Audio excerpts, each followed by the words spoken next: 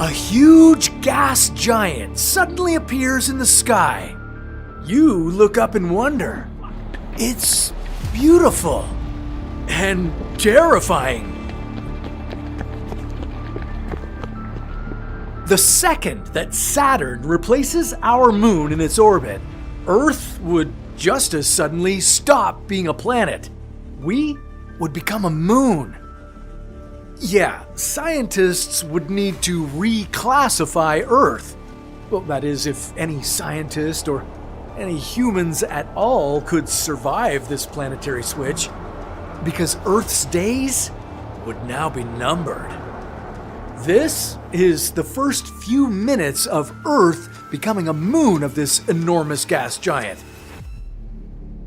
But before we get into what happens when Saturn captures our home planet with its unforgiving gravitational grip, well, let's talk about the sheer size of this massive giant.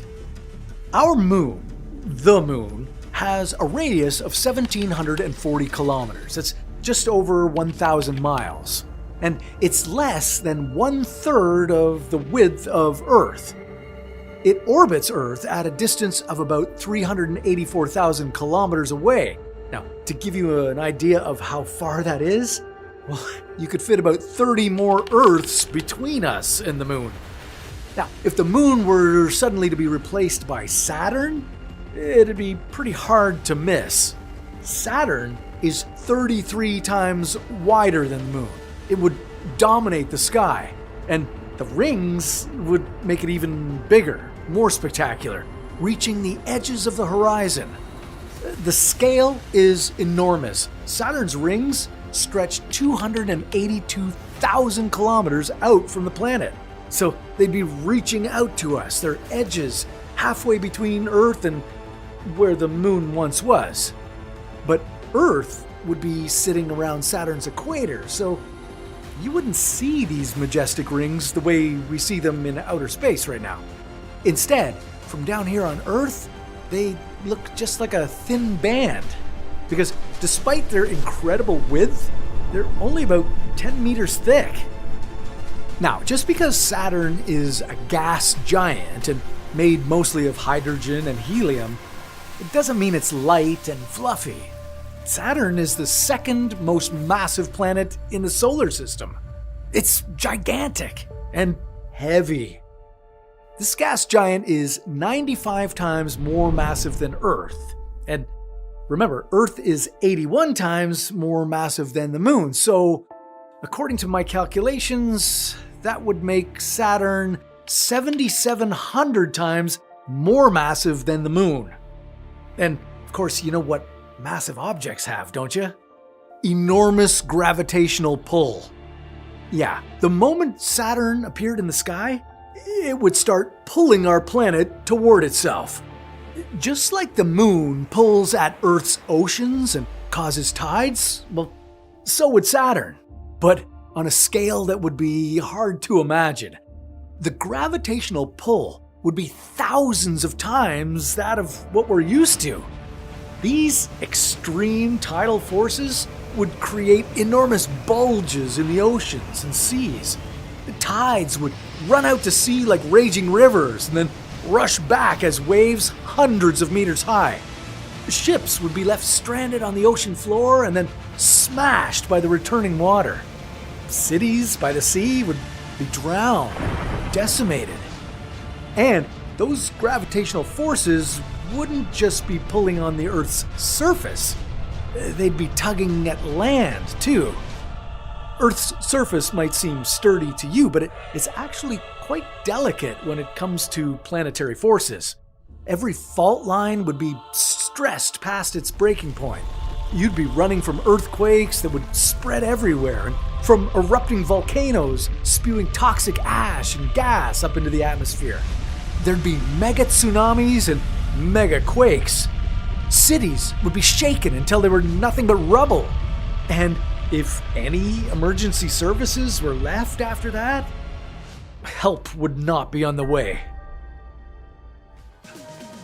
We're not going to get rid of you that easily. Somehow, you survive this initial chaos. all so that you could witness Earth transforming from our familiar stable planet to the unstable moon of an invading giant. In the first minutes of Saturn replacing the moon, all those eruptions and mega tsunamis would be tearing Earth to pieces. So enjoy the view if you can, because things are going to get a whole lot crazier and deadlier. Again, because of Saturn's enormous mass, Earth would immediately start to be pulled away from our usual trajectory. Like I said, Earth wouldn't be a planet anymore, it would be Saturn's moon, and it would slowly change course and fall into an orbit around Saturn.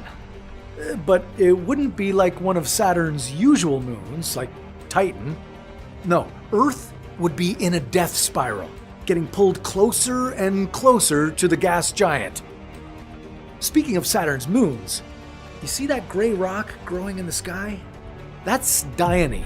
And yeah, it's bad news for you. Dione is no joke. It's Saturn's fourth largest moon, and it orbits the gas giant at about the same distance as the moon orbits Earth. And don't think you're catching a break in this episode. Dione is on a collision course with Earth.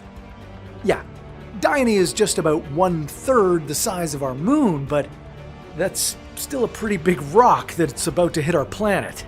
Remember the Chicxulub asteroid that wiped out the most gigantic animals that ever roamed the planet?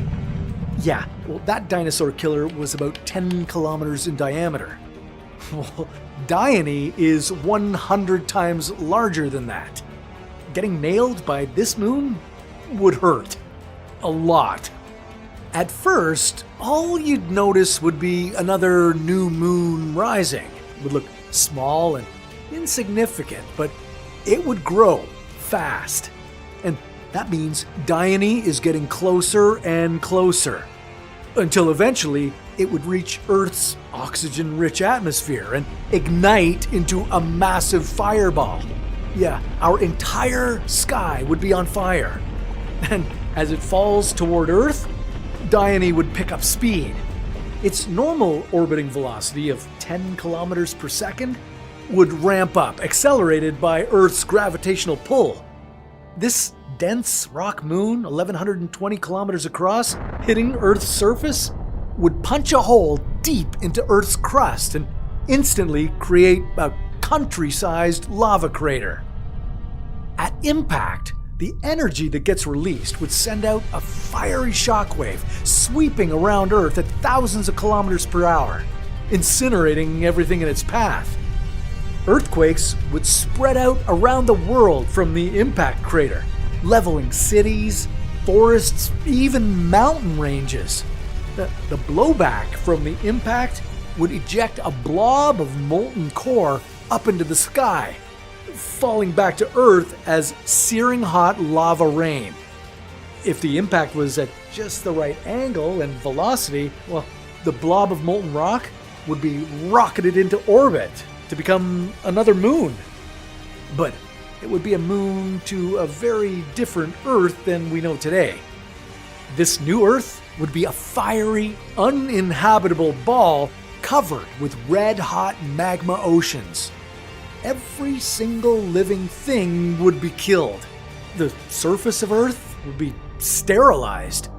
Some extremely hardy bacteria living in warm volcanic plumes deep at the bottom of the ocean might be the only survivors, and even then, only for a short time.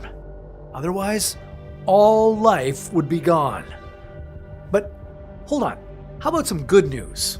Well, I don't know what your definition of good news is, but at least Earth would be safe from most of Saturn's other moons, especially the largest one, Titan.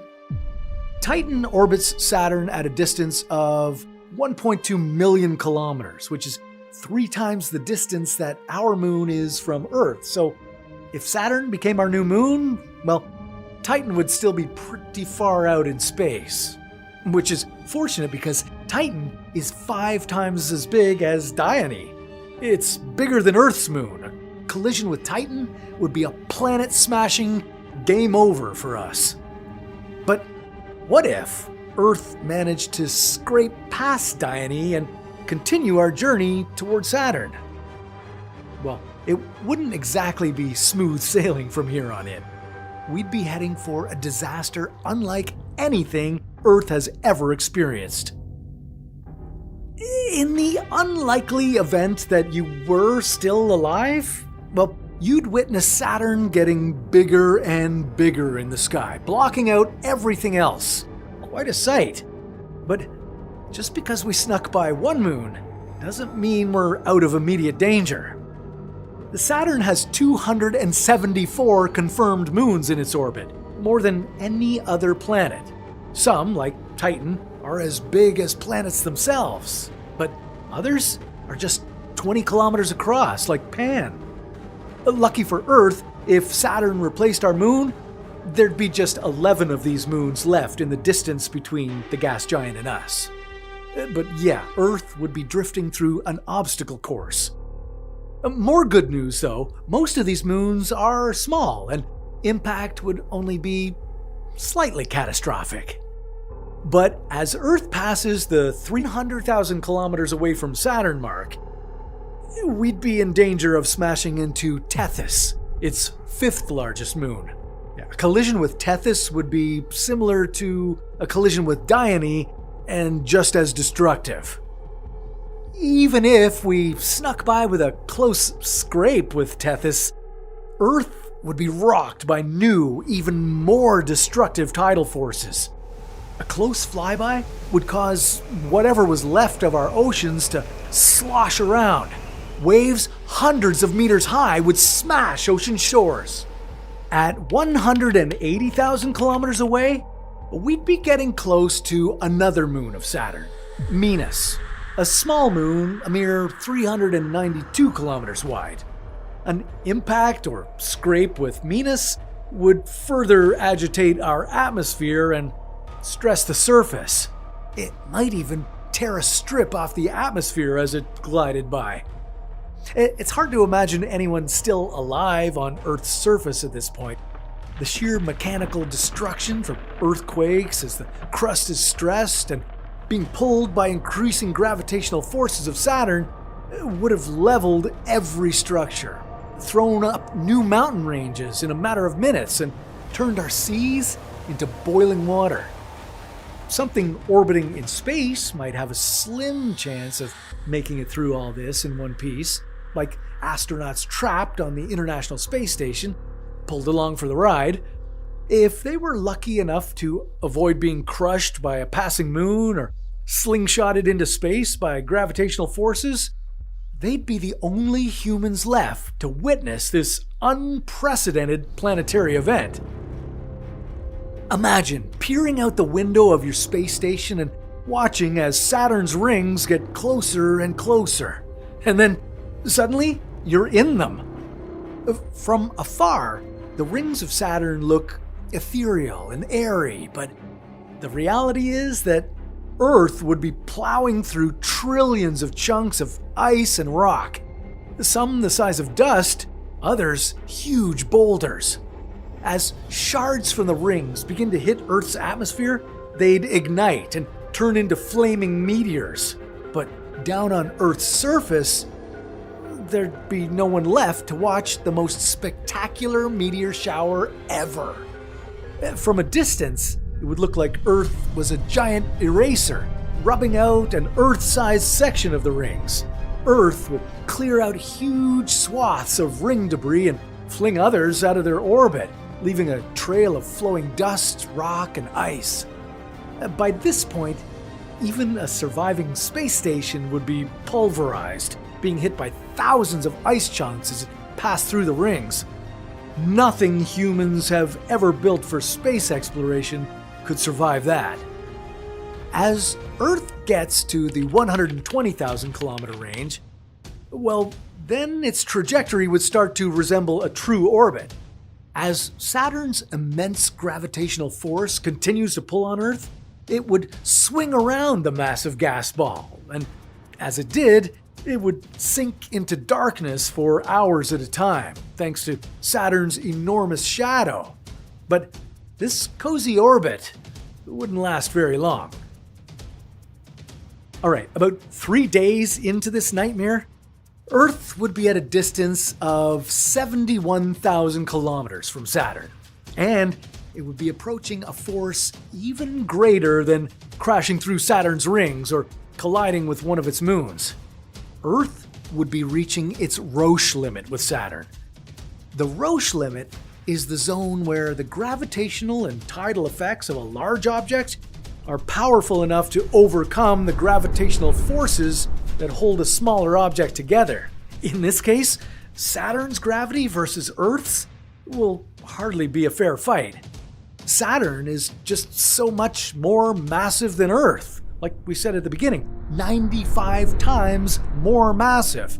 The gravitational forces holding Earth together in its spherical shape won't be able to resist the force of Saturn's gravity pulling on the side of Earth that's facing Saturn. At this point, so close to Saturn, Earth would literally be pulled apart. Within hours of drifting past its Roche limit, Earth would be ripped into billions of pieces of floating space debris. Some of those might clump together, forming new, smaller objects, but most of them would spread out and turn into a thin band of rocky shards orbiting Saturn. Sound familiar? Yeah, Earth would end up yet another majestic ring of Saturn. That's actually how we theorize the rings forming in the first place, as remnants of small moons or asteroids pulled apart by Saturn as they cross their own Roche limit. Maybe someday in the distant future, intelligent life from another solar system will arrive in ours, and maybe they'll wonder at the mystery of Saturn's newest ring. Now, what else can we replace our moon with? Well, how about the other moons in the solar system? Well, that's a story for another What If.